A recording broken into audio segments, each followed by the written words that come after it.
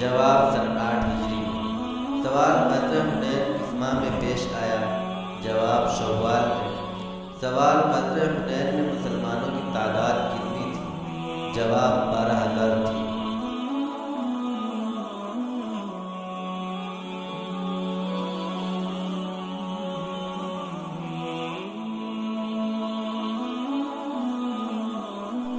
غزوہ تبوک۔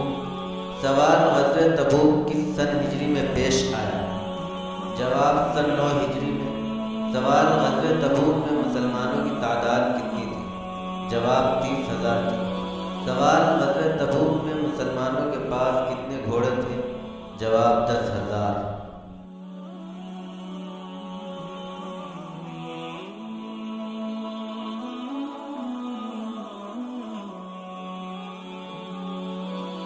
عام الوفود۔ سوال عام الوفود کا کیا مطلب ہے؟ جواب وفود کا سال۔ سوال 9 یا 10 ہجری کو عام الوفود کیوں کہا جاتا ہے؟